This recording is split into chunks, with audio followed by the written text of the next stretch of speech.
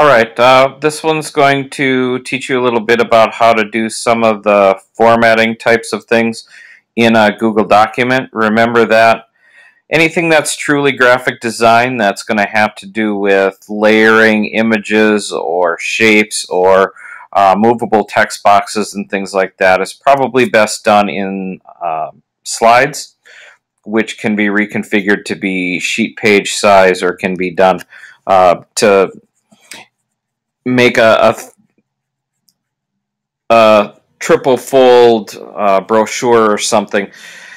This is ultimately intended to just be a straight up document creator, but it does have some pretty powerful formatting tools that go with it.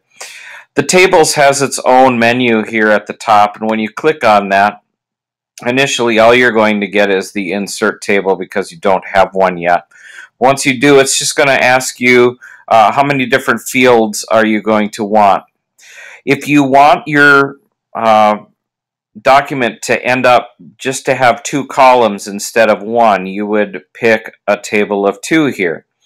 That would give you two columns that would both autofill as you added content. If you wanted that to be 3, 4, 5, or if you wanted a grid work, you could choose a different amount.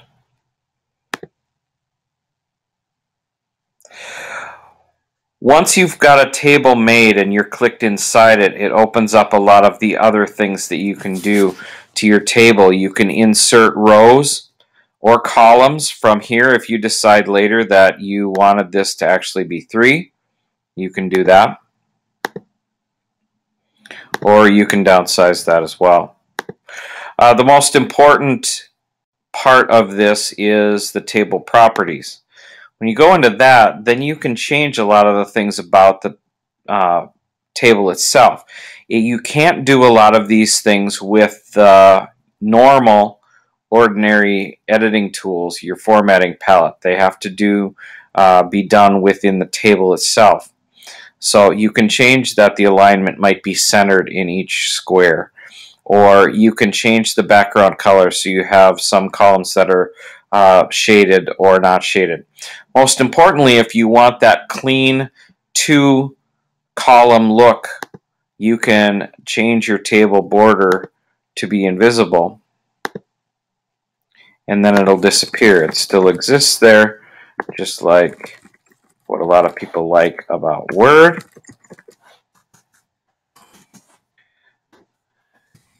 And if you wanted to bring that back, you could use table again.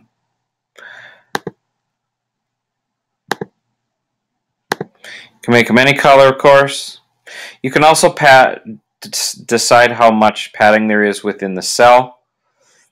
That sounds like something that you would provide for somebody that was incarcerated, but this is actually how much space that you would have between the edge of the words and the justification and the outer edge. So if you wanted to have 2 columns, but you didn't want them kind of butted right up against each other, you could increase this number. And then the table alignment again would be here. If you need to get rid of a table, oh, and by the way, you can do a table inside a table if you have such a desire to do so. You can't move these around, but you can stretch them if you need them to be different sizes. If you're trying to set up, say, a financial table of some kind.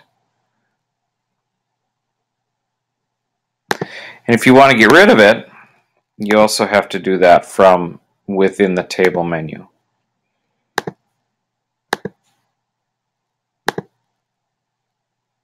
Within the table, there is a little drop down that shows you what's going to be shaded. So if you want to, you can make them all invisible and then individually choose that some of the lines are there and some are not. You don't have to have all or none. You can pick and choose.